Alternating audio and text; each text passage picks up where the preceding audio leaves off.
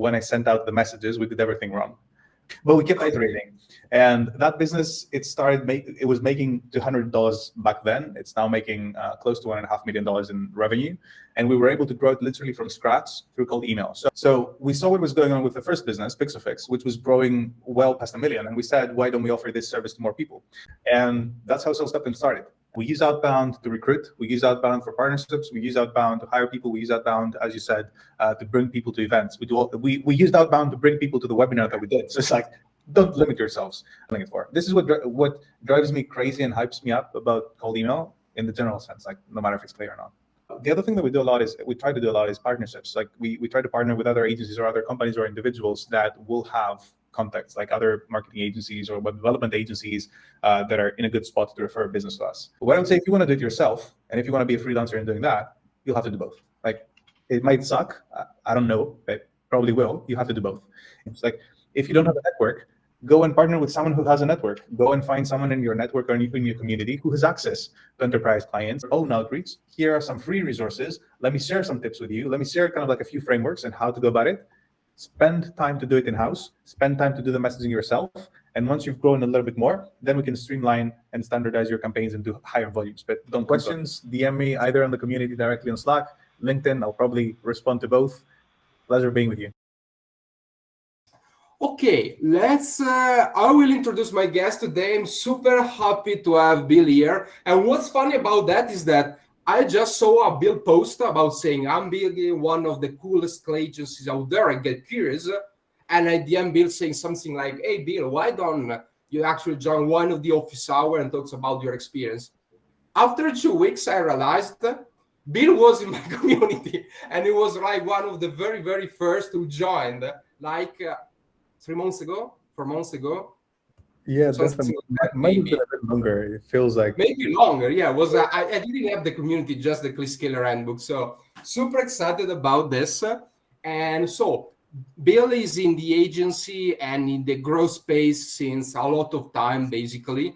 And he launched the Sales Captain, which is, I think, first was Outbound Agency. Now you rebranded as a Claygency, Clay Partner. And in particular, I think you're the very, very few enterprise Clay partners.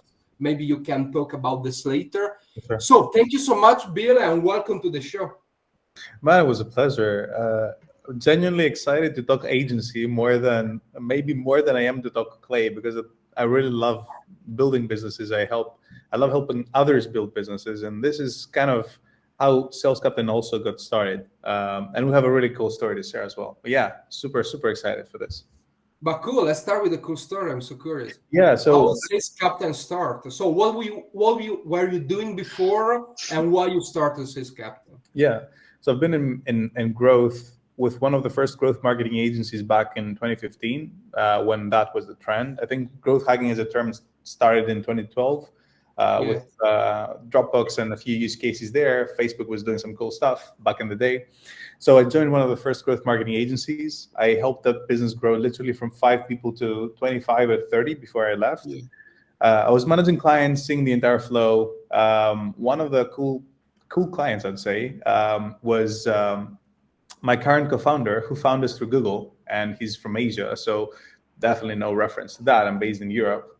We started working together. We started looking into SEO, a few different things. Outbound was cool back then because of Lemlist. That's when I first got introduced into that. So Lemlist was there in 2020? In 2018, 2019, yeah. 2018. Ah, really? So it's really the OG of like. It's the OG of the next speaker generation. Yeah, because before that you had SalesLoft, you had Outreach, but they cost a ton.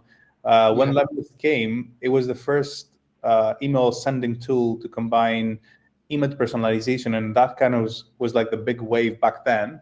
We used it in really stupid waves. My first outreach campaign was a hate campaign in the sense of what I received when I sent out the messages. We did everything wrong. But we kept iterating. And that business, it was making $200 back then. It's now making close to $1.5 million in revenue.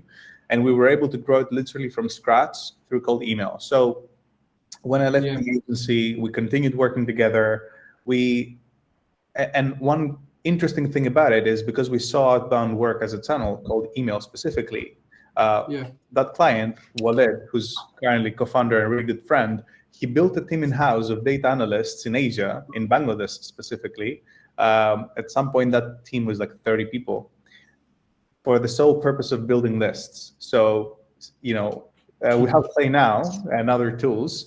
Back in the day, and that was 2020, 2021, I think, we would just build the requirements, send them over to a team, and we have Clayton, right? Yeah, we would literally have people visit websites and confirm the information that we now build queries for Clayton to go through.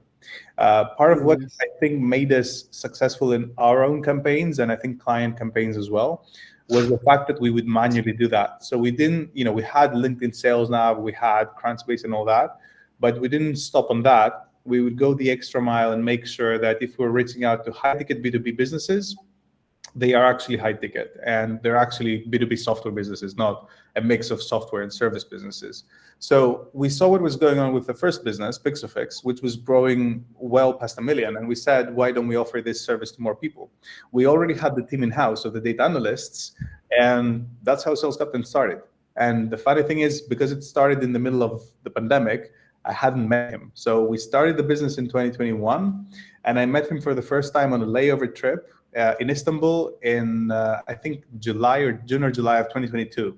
So we had the business, we were already working on a few clients, and then we met for the first time. And then we switched to using Clay, and the rest you can probably figure out. We switched to using Clay, I think November or December of last year, when it became really hectic, when we had such a high number of clients that we saw that we kept to having to grow the team that we were having build the lists, which was not sustainable because a client goes, you still have to pay for the people. New client comes, you have to do a lot of hiring really fast. So it was a business model that really didn't help us grow. We had the fixed cost, which was really high.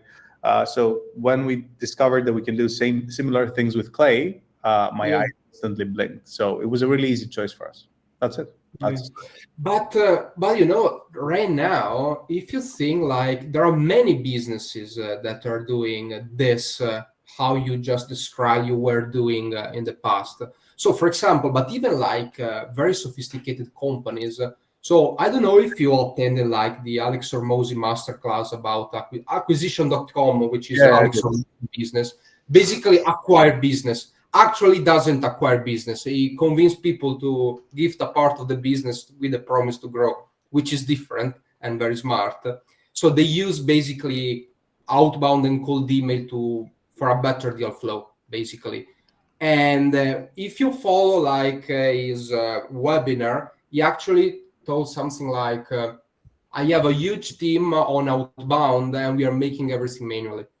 So maybe it's even more accurate. I can see the difference because one client, one deal is like tens of millions. Yeah. So maybe it's different, but majority of people are like this. And I even realized that we are in a very small niche. Like even the cold email niche is very small. So you remember, so you are from the agency space, like the social media marketing agency, the one famous from Tay Lopez back in the day. Iman Gats and all that. Exactly, but that was very big. The cold email space compared to that is very small. You still have to grow, and the Clay space compared to cold email is even smaller. So we are really like a niche of the niche. Even if our feeds are full of Clay content, we are still the really beginning of it, like really, really beginning of it. If you think about it, so how many B2B clients after 20 people, if they want to grow, needs Clay? All of them. I can't think about one. So this is the dimension of the market. He has to grow a lot, but it's like very, very big, bigger than the SMMA. And you still see companies. We use data analysts because that was the kind of workforce we could build. But you see big companies, to your point, especially based in the US, that build huge BDR teams that cost a ton of money. I was literally on a call with a software company from, I think the guy grew it in South Korea. They're making like millions now. They were trying to get into the US market because they were really big in Korea. They were like one of the fastest growing businesses there. The guy hired it's a chat company, so they hired from Gorgeous. They tried to hire BDRs from competitors. Each of those people, A's specifically, each of those people would cost like 200K a year. He hired like 5 of them. They worked 9 to 5. They didn't deliver anything, and he ended up like just leaving the market. So it's like, it's not just that we did it, or it's still that big companies still invest a lot in BDR teams and in processes that are no longer effective. Oh yeah, totally. But it was the argument that we were talking about at the really beginning. Even so, the bigger is the company, and the more stupid it is about marketing and sales. Yeah. Basically, that's the general rule. And a lot of companies, like huge companies, are very dumb about inbound processes. And it's perfect to plug Clay there and to do just the deal flow. They would be extremely happy just to do that, because with one trick, they could save like the work of 20 SDRs or 200, because there are companies with hundreds of SDRs. That's especially in like niches where it's not clear if it is B2B, B2C. There are even thousands. Yeah. Even agents. The other thing on that front as well, which is I think it's going to happen as a transition, and I'm really happy to be at the front of that, is outbound is moving as a channel from sales to marketing, if you realize it, because it used to be this channel that I have it written down here, and it comes in. One of the obstacles that we have is when we're talking to sales, they treat it as one big BDR. They're like, okay, we have this goal. We need 10 calls booked this month. Can you bring them or not? If you can't bring them, get out of my way. And the reason for it is really specific. The first thing is that the TAM for B2B is finite, right? Like even if you're HubSpot, there is a certain number of companies that you can sell to. Maybe if you're HubSpot, it's a little bit bigger, but still it's finite. So one prospect or one account has a lot of value to you, even just having the list, even having mapped out the entire list that you're targeting. So your TAM is finite, and a BDR's time and resources are also finite, which means if the BDR is not performing, you have to replace them. It's not the same when you bring automation to outbound, though. And that instantly turns into a marketing channel because it gives you a longer term view and the ability to scale, thus solving the issue that BDR's time is finite. So that means is with running an outbound motion, it's not like we did a send to the entire TAM, emailed them once, no one, let's say, responded. Let's go to the extreme case, and we've wasted our budget. Even if 10 or 20 people respond and become marketing qualified leads, they're like, yeah, that's interesting, but we don't want to go now, or now is not a good time. There's still good prospects for your CRM. And what we're seeing, especially as we've been running outbound campaigns for clients for like 4 or 5 years now, a lot of their pipeline comes from prospects that we reached out to 4 years ago through outbound, cold email. They become part of the CRM. We then run what we call biweekly engagement. We call them Sales Captain Wins campaigns, because we share kind of like, oh, we're doing this webinar. Oh, we onboarded this client. We had this win. And we see a lot of people just being activated from that. Like clients that are generated not necessarily through like cold email. It was like cold email was the first touch. And then the second touch is my LinkedIn profile. It's a message that we send. It's a Clay webinar. Another super interesting thing that I saw doing was like invest in a stellar newsletter, like a newsletter that really deliver value to pros. For example, you are selling to account executives, sales tips, jobs, offer, something like that. They must open it. And when they raise their hands, just onboard them to the newsletter. When you have a meeting, onboard everyone with the newsletter. It's a long-term game to stay aware and keep awareness high till they are ready. So very cool. I would say similarly for LinkedIn. That's why one of the services that we offer now is LinkedIn content. Build people in your business as thought leaders. Look at Tal or Guillaume from Lemlist. Look at Adam from RB2B.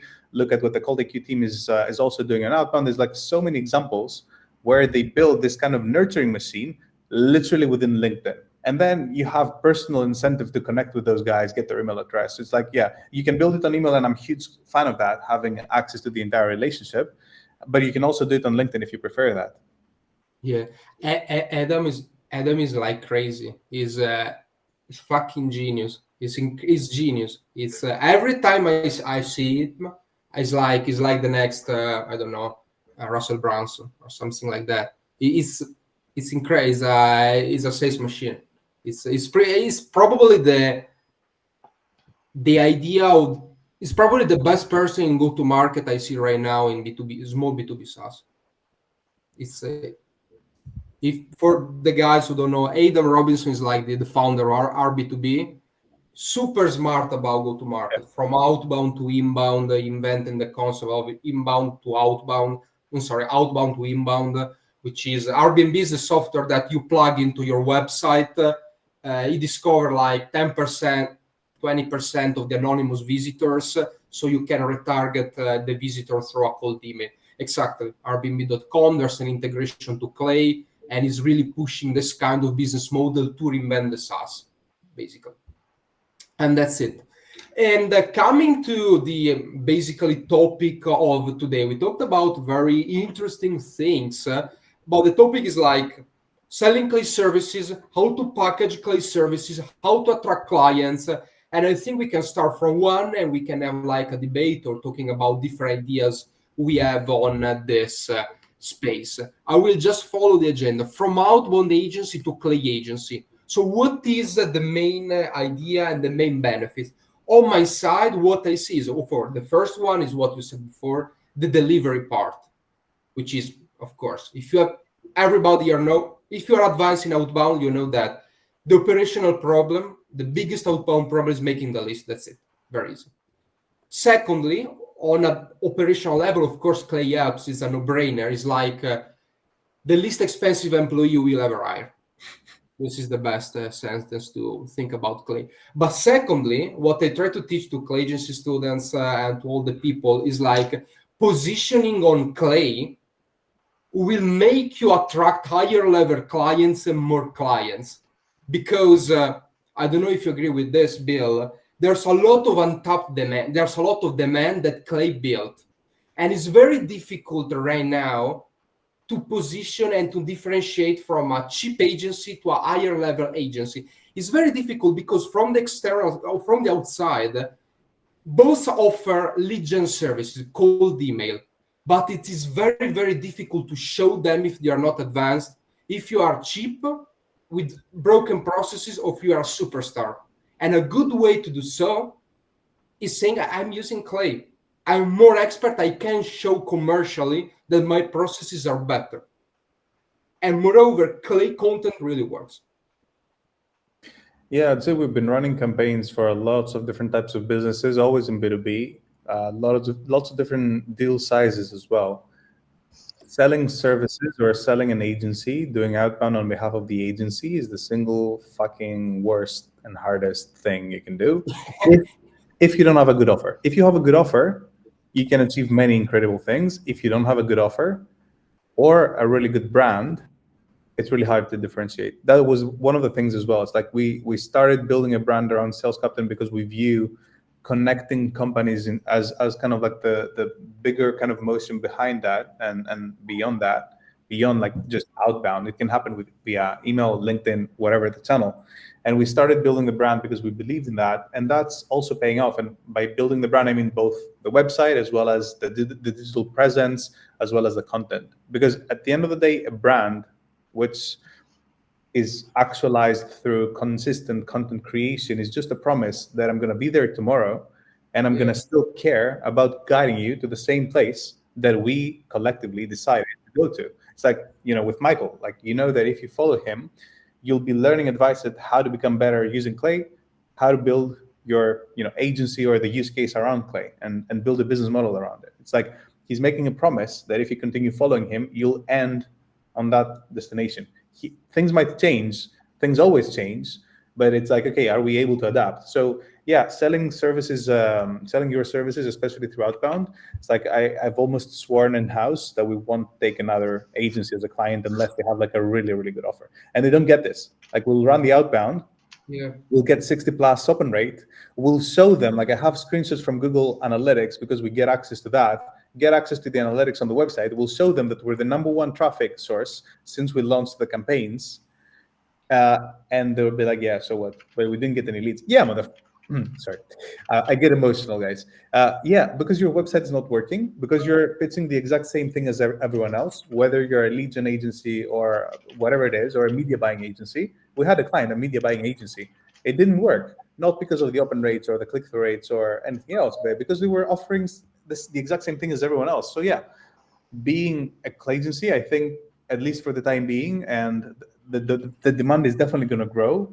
A really interesting differentiator for the people who manage to capitalize on it. Yeah, it's exactly as you said with like being a HubSpot partner, maybe like 5+ years ago. It's no longer an angle now. Everyone considers It it. depends on the country. For example, in Italy, it still is. Maybe not in the United States. Yeah, Yeah. totally. Even Salesforce. I have a friend of mine who's running like a couple of millions for a year in agency, like 7 figures. They position on Salesforce. Salesforce is sending a lot of enterprise leads. There's not a lot of people in Italy doing this. It's crazy, but true. And this really opened the doors to the next like topic, which you really outline in a very clear way, which is it's very difficult. And everybody here, especially like the one-to-one clients, I see a lot of them in the screen. When I told you it's very difficult to book outbound, to book meetings for outbound, selling outbound services through outbound. It's very difficult for three reasons. Yeah, you can try it. We did. You can try it. You can even be successful. Exactly. You need or a good offer or very good lead magnet, Yes. and the sales cycle will be super long. Yeah. That's it. That's it. Yeah, it's again back to what I said. We do the outbound, we get them interested. They're like, yeah, maybe, why not? We might jump on a call. They might say, oh, we had different priorities and all that, and then we'll reactivate them 3 or 4 or 5 months later. But at the same time, if you're a small business, that's why it's like you have to optimize the channel that you're using at every point to grow your business, depending on your cash flow and existing clients and what you have in place. Like if you don't have 6 months of cash flow, maybe don't try and do that unless you have a really good offer, which is the other thing. Like if you can show value, then it's no brainer. Yeah. And so for what I usually say, there are 3 ways basically, especially if you don't have like, for example, LinkedIn ads are good, but you need money. And for money, I need a lot of money and even time, because you really don't know when to break even, because it can even take 5 months. And what do you do in 5 months? You spend 10K per month till you don't know if they're really close or not. So it's really risky. You have to have a lot of cash flow. Where you begin, I think, like community, even replying and engaging on the Clay community, taking a look at job boards and all the signals that you have on the web is probably what will help you, especially because most of people here are not agencies with a lot of operations. They are going from 9 to 5 to actually jump into full-time Clay expert, Clay consultants, sometimes agencies. So for agency, I mean more people full-time under your company, basically. And one, of course, is this, which is the easiest. Like LinkedIn branding, of course, is a no-brainer. And community gaming in general. There are a lot of communities, guys. There's Rev Genius, all the WhatsApp groups. Following and hanging out in the communities, you get a lot of fundraiser. Guys, a cold email specialist. Guys, a full-time email specialist. You can turn the full-time into an opportunity for your agency, for your business as a fractional. Secondly, outbound, as we discussed, is very difficult. I have 3 offers lead magnet that are working right now. One, surprisingly, is like the open jobs, the open SDR. I thought in my mind, everybody is doing this. It's not true. It is still working. If you just use the right value prop and you just prospect people hiring SDR with the right offer, it works. Especially outside US, it works. Secondly, again, it maybe takes time, but they have more intent. Secondly, is like a good lead magnet. I don't know if you have some ideas here, if you can share something. But a good lead magnet could be something like, let's say you're prospecting marketing agencies. Can I put you in touch with 30 different high-level marketing managers that just changed their jobs and they are willing to spend on agency in the next 90 days? Let's open a call, build a list together, and prospect that together. It's very difficult if you don't say cold email them, because marketing people don't like outbound, but find a funny way to say it, and it works. Third is like, I don't like that, because you will lose a lot of time saying something like, can we start free? You generate true Yeah. sales qualified lead and start paying. But it's tough because all the end raisers are usually low level. You can also try showing them something that works on inbound and help them build maybe a better, like when someone books a call with them, build a way for them, build an automation, especially if it's a larger company, for them to build a brief based on who's, the person that that booked the call, find their LinkedIn profile, scrape basic descriptions from their profile, kind of like build a brief and maybe even position the top features of that client versus the prospect that just booked the call. That could be like building something really small for free. I think I don't remember who it is, but they talk about like breaking down your main service or main offering into like smaller parts and then Yeah. giving one away for free. Well, what part you usually use it? Maybe right now you don't use outbound for. I'm pretty sure that you're not doing this, but if you were like at the beginning, what kind of lead magnet would you create? Some ideas could be like a lead list for free, the agency Yeah. ideas that they made. Do you have some other like inside that could work? Yeah, lists for free, competitor followers. This is a Mm. hack for however long it works. It That's smart. Competitor follower, that's smart. Yeah, what if you Cool. could reach out to like X, and but it still requires some industry digging because it's not going to work for everyone. Like it has to be a Yeah. relevant competitor. The other thing that we do a lot is we try to do a lot is partnerships. Like we try to partner with other agencies or other companies or individuals that will have contacts, like other marketing agencies or web development agencies that are in a good spot to refer business to us. With regards to other lead mags, yeah, I think these are the main ones, and then building stuff for free for them, like building the tech infrastructure or giving them a lead list for free, especially if it's targeted. Yeah, if people understand the power of that, yeah, definitely. Cool. And the best one we already told us is like inbound, like creating a media presence. What I always say is something like if you have like a usual skill, useful skill, I'm sorry. Useful skill is a skill that is useful for the majority of companies like sales. Everybody more or less needs sales. Then you can have your ICP. Cold email. If you want to attract people, you can you would need cold email. And if you have lucky enough to have this skill, like Clay, like cold email, I will reply to the question later, guys. Sorry, I know that you have a lot of insights, but if you have this skill, and it's a skill that everybody's offering, but everybody needs, I don't care, even Facebook ads, and have a good media presence, like you are good at talking, you are good at public speaking, you are good at making content, you become a sales machine. That's it. Because it's not true saturation doesn't exist. There are too many people that need the service, and people just go to the one that is nearer and more trustworthy to them. They don't have the understanding of all the market. The information are not perfect. And they don't care, right? Like they just want to cover their need, especially with services. The other thing that we found, which makes sense, we had the realization this morning, is like people will outsource work when it's good for them. They will outsource work because they don't want to pay for a full-time person, maybe even if it's an agency, and they do it when it's convenient to them. So that's why we were trying to realize, why do we have this pipeline that keeps getting activated whenever they want in their own terms? Like we can't pressure them into buying, and they will because they do when it's good for them. Maybe they have to fail on their own, trying other things, trying to build a team, trying to go to market in other ways. And then they're like, yeah, okay, since Bill has been talking about it consistently and he has the case studies and he does show us new cool things, because essentially any service provider and any service in that matter sells hope that things are going to be better, hope that you're going to reach your goals. Why don't we give them a shot, since it's feel like it's working out for other people? But it goes back to consistent content production. Yeah. Cool. And in terms of inbound, what are your favorite channels and tricks apart from LinkedIn, of course? For example, what we figure out is like, again, it depends on how much money you have, how much team you have, and how much you can spend. But I figure out that, of course, the no-brainer is LinkedIn, like at least one per day. And if you find the live format, maybe with a group of people that engage with you, that's why I'm working on a pod just for Clay Oh, people, nice. and a pod not for people that works in totally different categories, because you can see that nobody understand what you're talking about in a comment. People must be trustworthy. People must comment in a intelligent way. Otherwise, it's very stupid to do. But if we keep it like inside a community like this, which is people have paid to join, Yeah. so they are committed. And we all know about, we just talk about Clay, so people are expert in this, could be really powerful.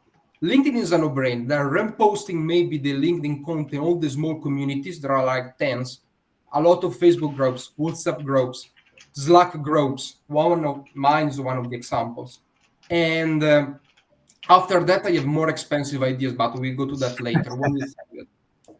Yeah, we were super late to the LinkedIn game. Like I even tried doing short form TikTok at the beginning, which was something I had It advised. works? It's Short form working? no, it's not working, obviously. I don't know. Yeah, I I really want to, paid but to spend doing, playing a clown on TikTok. Title of my not sex tape, but we were late to LinkedIn, and it has been working well. And I'm just gonna see that like we were late to it. Like I see one of our competitors. I don't think that what they're promising is actually true. I don't think that yeah, their business model even works, but they generate such a hype just because they're there and they post. The other thing I was gonna say as well is like being an employee versus being a freelancer or a business owner is different in the second two categories because to be a, to me a business is two parts. It's product or service, and it's marketing and sales. If you're trying to do it yourself, you have to do a little bit of both. So you said before you're a Clay expert, you know something other people don't. The typical use case is that, and it differs for everyone, but the typical use case is like someone is either more of a product person, more of an engineer, they're more into building things, and someone is more naturally like a communicator or a marketing and salesperson. What I would say, if you want to do it yourself, and if you want to be a freelancer in doing that, you'll have to do both. Like it might suck. I don't know, but probably will. You have to do both. If you're an agency owner, or if you want to start an agency and you see that you have the expertise, don't try to force the other part. Just partner with someone who naturally is open on social media and give them like a really good structure to talk about things. Like if you don't have a network, go and partner with someone who has a network. Go and find someone in your network or in your community who has access to enterprise clients and can, because again, you either spend time to build the network and you don't have the expertise, or you're in your 50s or your 60s and you have both. That's amazing. Or you have the expertise, you go find someone who has a network, and vice versa, and is a really functional company. Like that's my point of view as well, because I see people like, do I fake case studies? Do I fake interviews? No, don't fake it. Just figure out which part you're good at and go and partner for the other part. so cool. It's such a cool idea. And there are a lot of even like one idea is this, and one another could be maybe you even know like account executives. You are from a sales background. You know other people that have contact with a lot of high level organization. It's very easy to cross sell and upsell this from your account executive friend because then there's already the need of more leads. So he can introduce you to that. You can give them like 30%. This is very smart. Yeah. Or partner or find someone who can refer to you. That's very smart. Yeah, exactly. No, I mean, this was the reason we became a Lemlist partner and one of like the first ones when they launched that, and why we now spend time on becoming a Clay partner, because we saw that through that kind of synergy we can also drive more business, we can host webinars, and it helps in that way as well. Proof, Yeah. but also actual kind of access to the audience. And in terms of inbound and content, so you have an experiment running with. So next step, what I usually suggest to especially Claygency student is like, if you put the work and create a stellar newsletter once per week with a good autoresponder is killer. If you have some sort of traction about content, the newsletter is killer. My business is is a little bit a different business model, but really boomed because of the newsletter. Then you can spend money paid ads on the newsletter, and from Facebook and Twitter are quite cheap. The other is like YouTube, but the problem with YouTube, I started on YouTube, but I'm spending a lot of money and a lot of effort. I have a three people doing everything, but the bar to entry in YouTube is very high, and a 10% better YouTube video can make 5x more results, because this is how YouTube works. So there are alternatives, but they are all expensive in terms of time, money, or both. That's it, Yeah. basically. Yeah, definitely. And you have to figure out what works for you. For example, for me, consistent content production does not work. I can't sit behind a screen and either Oh, record a video on my phone or just start typing. I like an audience. I like this. I like scheduling a webinar. I like having a date yeah. when we go live and there's high stakes and we have to prepare and we have to put together killer content. So I would say in general, and from that, like if you record like an hour's worth of content, or similarly, if you're having calls, like a lot of times I always have like a notebook with me because some of the best ideas or like concepts for content actually come to me by talking to other people and getting feedback on No, outcome, feedback on client work. play. Doing client work, Yeah, you get ideas. it's the reason why whenever I'm on a call, like I usually try to use Zoom and I always have meeting recording enabled, like every call, because you never know, and it has happened to me in the most weird moments. You never go know when inspiration strikes. So because I'm a little bit more driven like that, like I have Google Keep on my phone. Whenever I'm at the gym or in random places, I'm like, oh fuck, this is a cool idea, or a notebook always with me, and Zoom constantly recording. Like even if it's an internal call, like I'll just leave it recording and it automatically deleted like 90 days later, because I never know like when is that one moment where I'm going to say something or think about something and connect the dots in a way that creates content that's worth sharing. Because I can't look at the list and be like, okay, today I'm going to talk about clay list building, and the first step is data sources, and then the second step is how to it doesn't work like so. Figure out what your energy style, like what you get energized from when it comes to content production, and aim to build a system around that. Don't just buy a course that tells you, oh, you have to create content, because I tried that and it doesn't work. So figure out your system, and do what works for you, really, and try to be consistent with it as well. Because again, brand means consistently saying the same or similar things and consistently making the same promise to your audience. Yeah, yeah. I agree. And cool, very cool. And in terms, and it really compound. So it takes a while, but it compounds, It not does. just in terms of views, like connections. People saw you, sales Yeah. velocity is different. So it really That's has, the hard thing every with channel business. has the other, basically. Yeah, no, it's also the hard thing about being a business owner or solopreneur, whatever it might be, versus being an employee. If you're an employee, you deliver on someone next to you or above you on the hierarchy chain. So the feedback is instant. If you're building a content machine, it might take 3 months for you to figure out, okay, it's working. And for the audience and the community, or whatever you call it, the market, to say, oh, cool, like Bill's producing content, constantly, and for the lead flow to start working. So we might start new things and it might take like a month or 2 months for them to start rolling into pipeline, and at the same time we're saying, oh my god, like what are we doing? Is this working? Is it, and then you get the random lead, you get the DM, you get like, oh Bill, can we do this and that, and it's like out of nowhere you just have pipeline created. Yeah, totally. Cool. And okay, so basically community and LinkedIn branding a no-brainer. Then of course it outbound is tough, but can work if you have a very good offer, Yeah, partnerships, and and there are other ways again, but they are warmer pretty outbound as expensive. well, like um, go and scrape your competitors followers or people who engage with your competitors on LinkedIn. So if Adam's doing a good job at attracting an audience, go and scrape his posts or my posts or whatever it might be. Don't scrape my posts, I'll find you and hunt you down. I'm kidding, or maybe I'm not. Let's see. I know who joined the call, so I'll know. No, I'm kidding. So yeah, you can be smart about whom you're reaching out to, or you host a webinar, right? And you get 100 people to show up. Like follow up, record it, create, put together a nice recording, the slides, maybe an additional resource, send it to them. Some of them will naturally by themselves just end up booking calls. So just creating content, pushing it out there, and then having some lead magnets connected to everything you do that guides you back either to your newsletter or your CRM one way or another, allows you to do warm up pretty much. Like I find that the most important sending that we've been doing in terms of like emails in our business, but it's been 4 years, is now to our existing CRM list.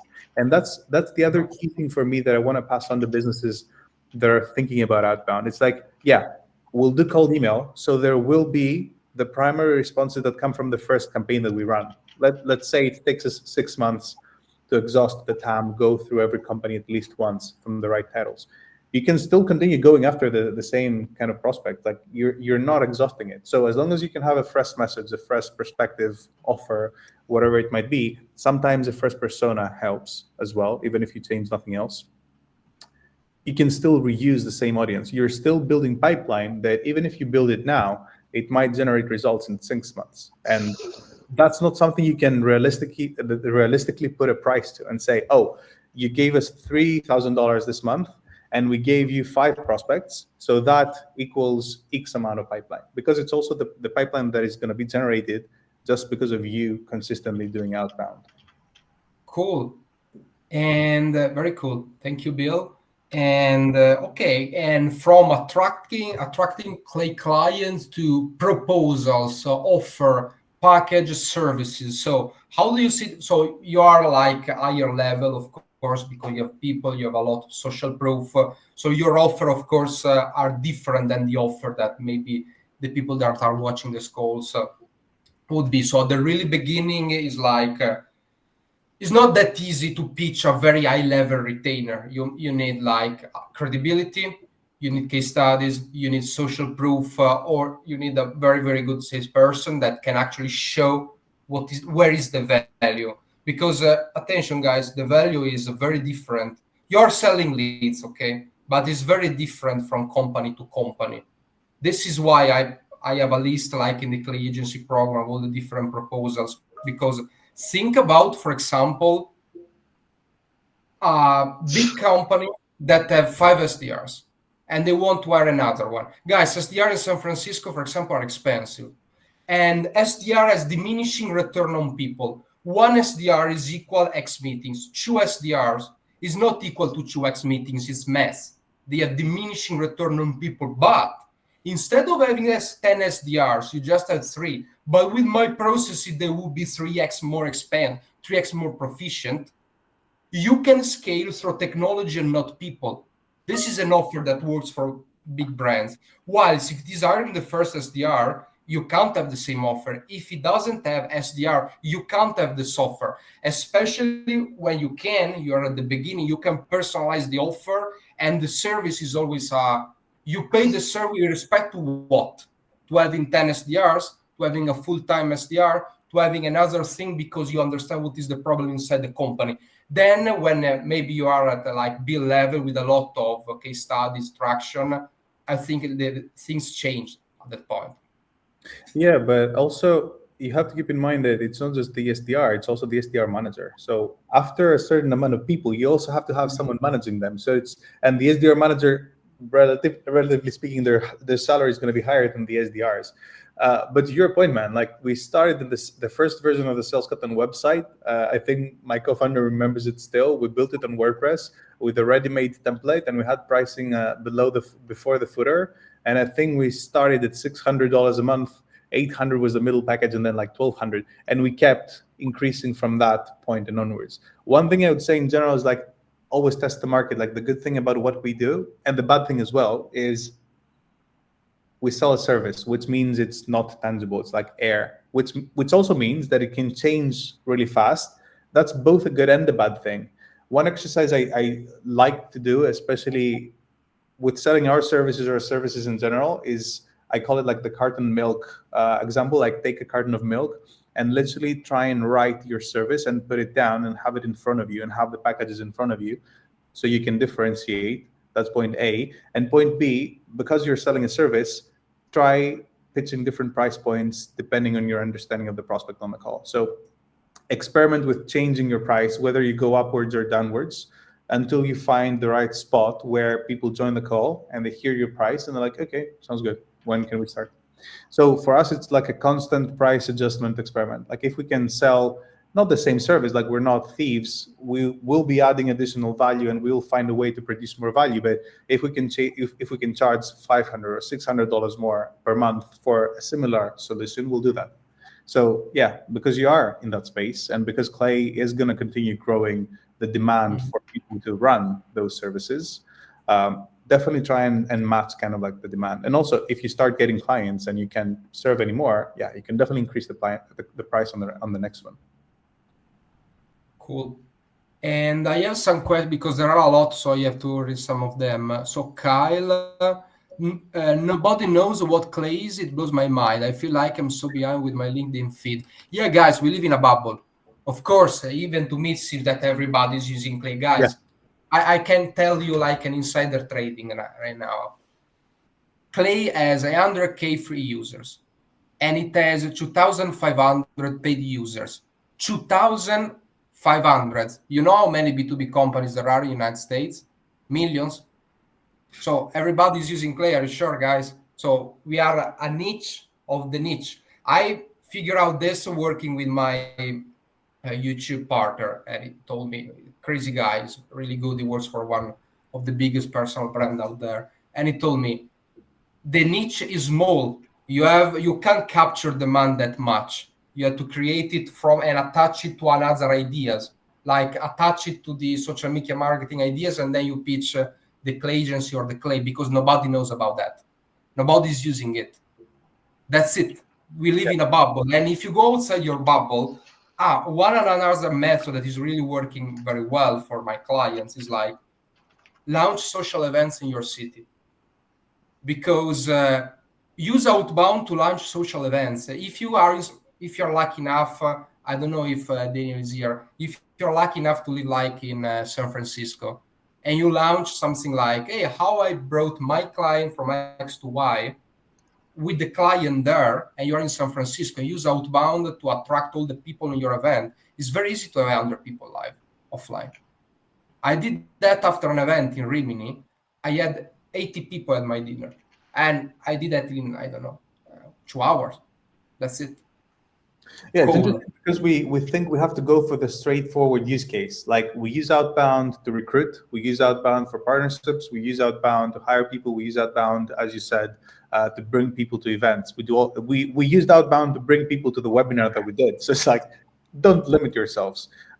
Because you know Outbound, it doesn't mean you have to use it for the exact same use case as the one you're selling it for. This is what drives me crazy and hypes me up about cold email in the general sense, like no matter if it's clear or not. Yeah.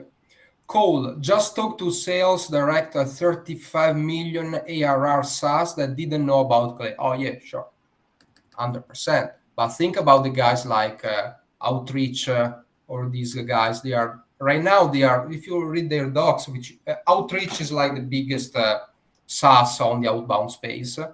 And if you read their guidelines, like send 200 emails per day from your primary domain, that's it. So this is the level, guys.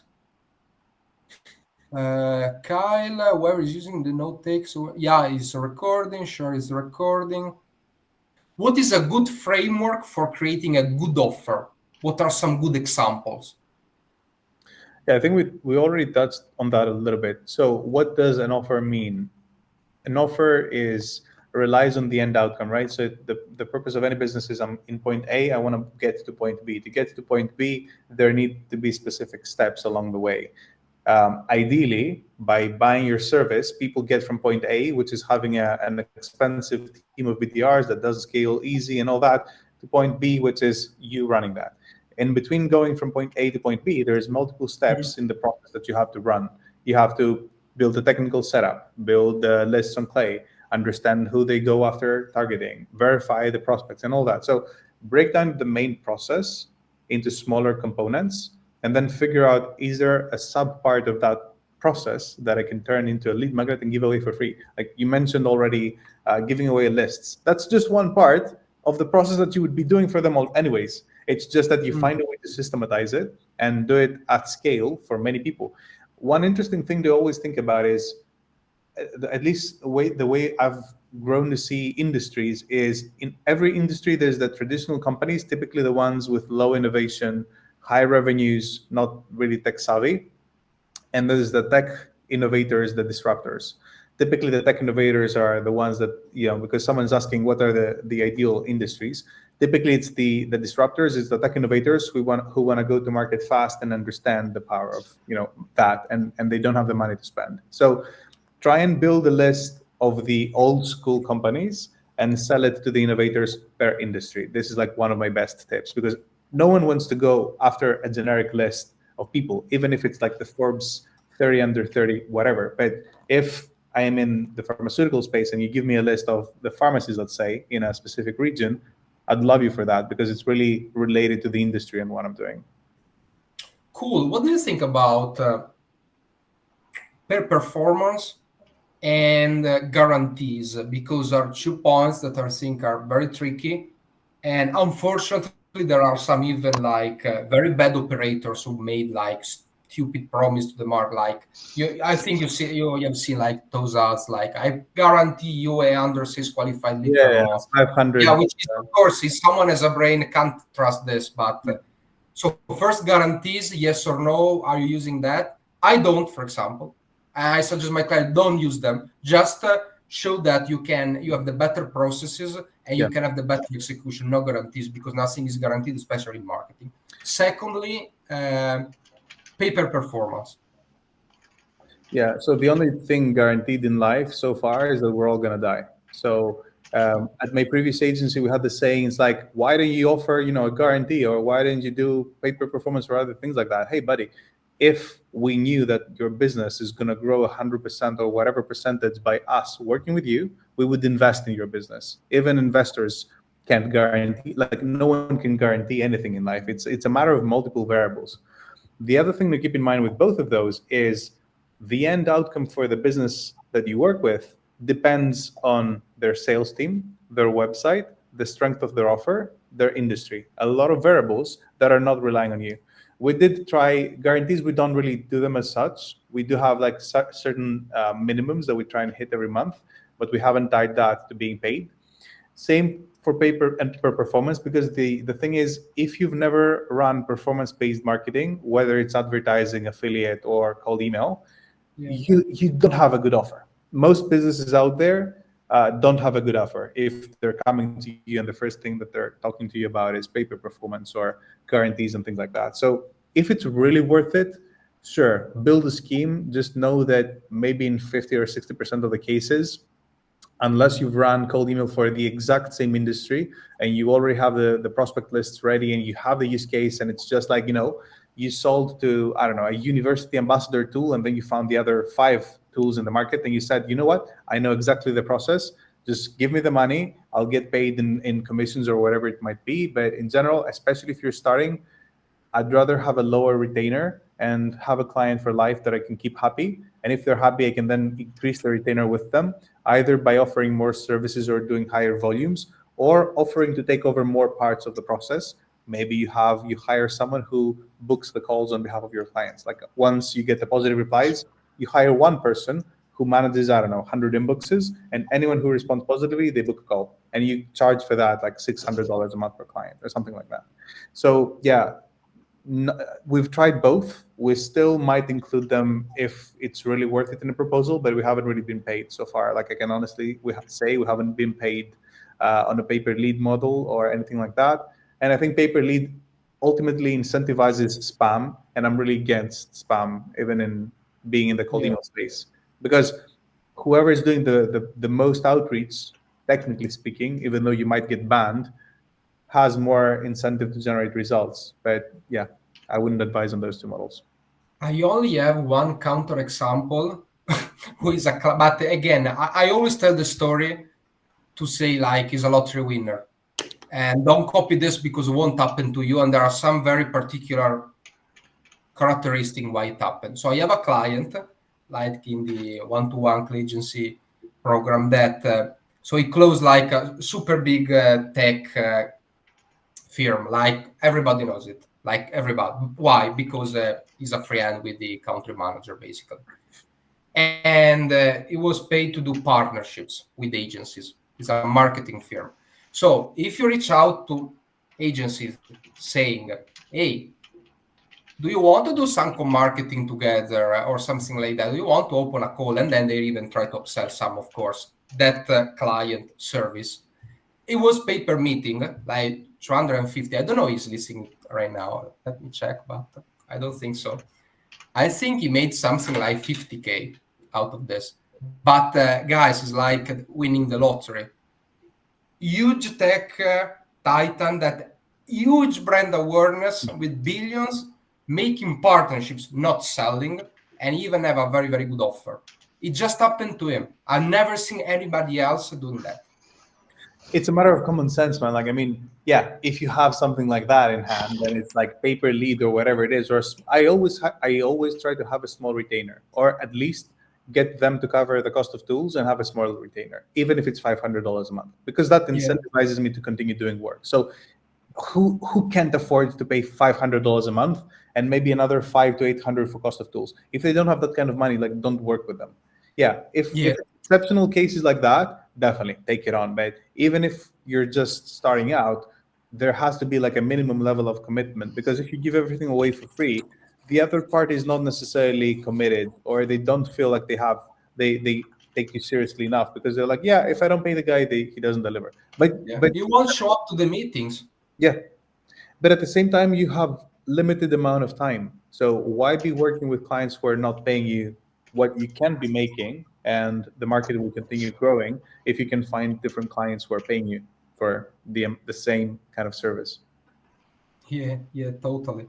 Last question, and Bill, thank you so much. Super valuable. Really admire what you're building. I hope you can become like eight-figure agencies. So if you want in the future to talk about this again, maybe in the future For even sure. launch maybe a mastermind for more advanced people who want to Totally. like launch agencies.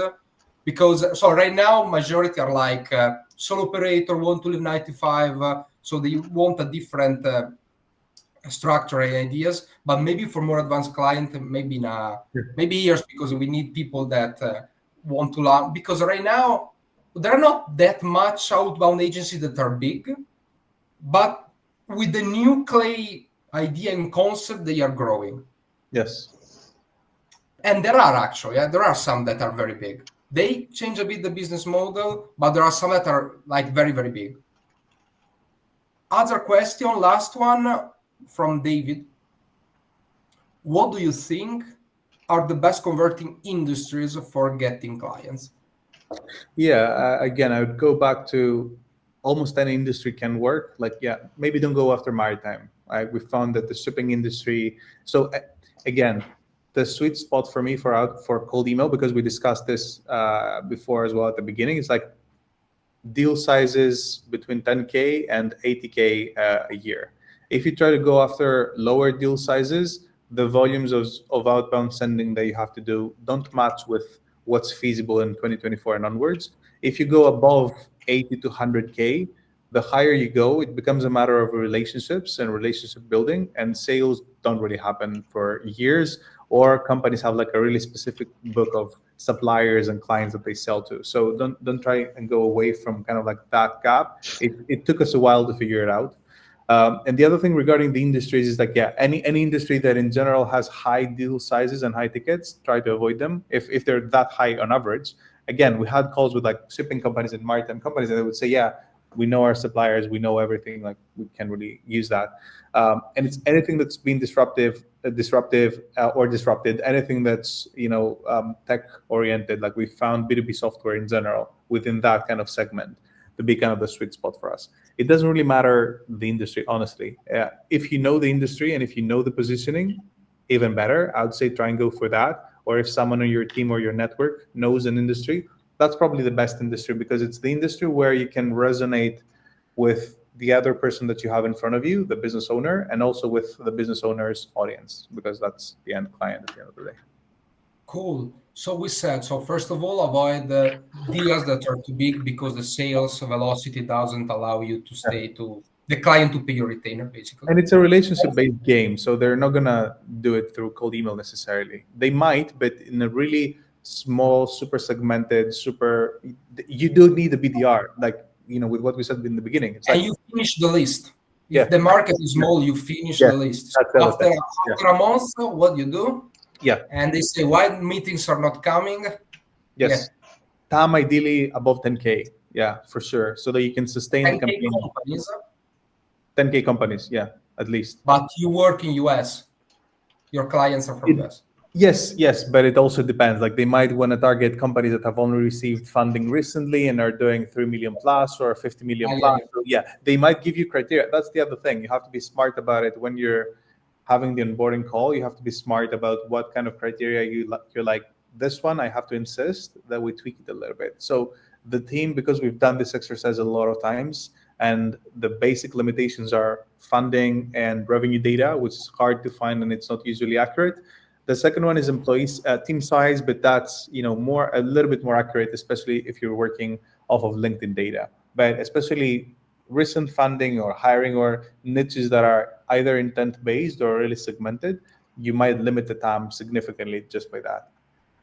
Yeah, so avoid anything that's like a small market. Yeah, so TAM above 10K, ideally after you've done your calculations, so you can run campaigns for a little bit at least before you start recycling. And then for every company, even if it's like a TAM of 10K accounts, from every company, depending on the company size, we'll go after multiple prospects. I feel like I don't have to mention that, but we'll start with like 3 to 4 prospects per company and go all the way up to like 10 or 12 or 15 people, because you don't realistically know who of the 50 people within Gilead Sciences in the US is in charge of lab software. Like I have a client who sells that. They sell like lab software management for labs, and there's like 50 people within the large pharmaceutical companies, and you don't know which one of them is actually responsible. Cool. Yeah. So even if, yeah, it's time times how many prospects per company. That's the final audience size. Cool. If you have any questions, guys, you can even. We just have 5 minutes left. I don't want to steal you too much time. And Bill, thank you so much. Hyper useful. I have some questions here. Maybe just with a few sentences to reply. If you want, guys, you can open your mic and just talk. Do you qualify based on minimum, maximum revenue per year? If so, what's the number? I personally suggest, if you can, of course, if you're at the beginning, just get what you have. But guys, less than 1 million per year, you don't have an offer. Yes. And it might be the case that they're funded. If they're a funded startup, if they're a YC company, yeah, don't say no to them. Ideally, like get them as clients. It's good proof. It's a good way to see if you're actually meant for testing. Like any clients like that, we onboard. Crazy expectations, but they push us to become better.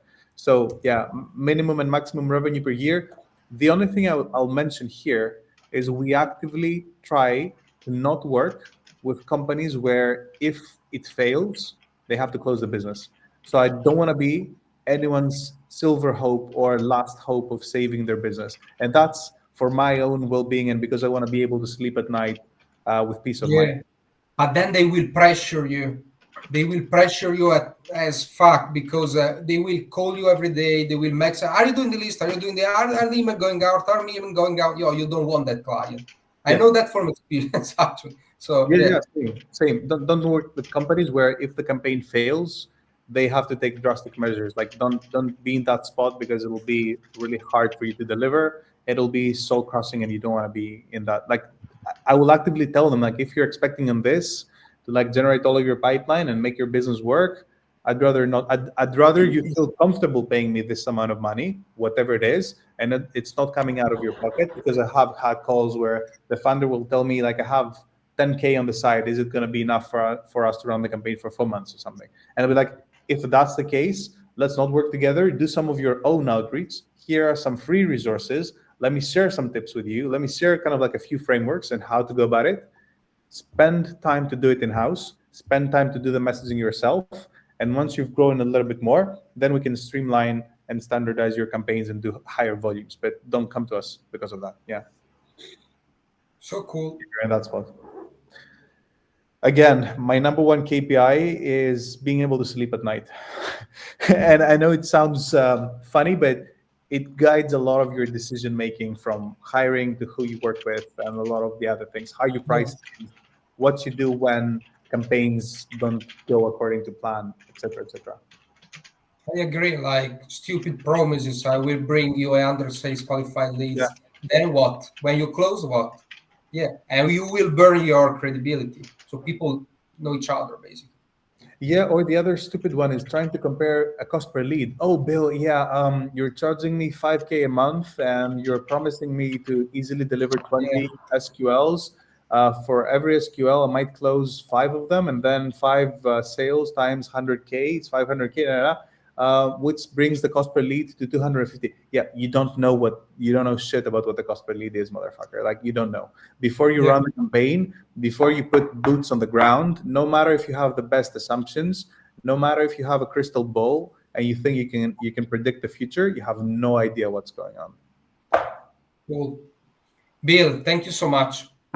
I think you pointed out like super useful value bomb here that everybody must really listen to a better life, sleep at night, more money in the bank, and stay better in general. Guys, thank you That's so it. much. Thank you, guys. Thank you, Michael. Thank you, everyone, for staying this long. Hope this helped. We're hiring at Sales Captain, so if you know anyone you want to refer, I'm not gonna take messages Yeah, from the please. If community. you have the sale, if you send me some lines, I will message everybody. For sure, man. Really, really. Who are you looking for? Outbound specialist, Yes. Someone who full wants time. to learn Clay or knows Full Clay. time, or are you open to part? I have a lot, like a fractional part time. We could probably do that. Yeah, we're looking for full time, but part time if they're willing to put in the work. Yeah, why not? I will introduce you 10 people Jack that work one to one with me, so I know they work Okay. well. Yeah, sounds good. Everyone else, guys, questions? DM me either on the community directly on Slack, LinkedIn. I'll probably respond to both. Pleasure being with you. And Michael, just keep up with the good work, man. Thank you so much. Have a nice day, guys.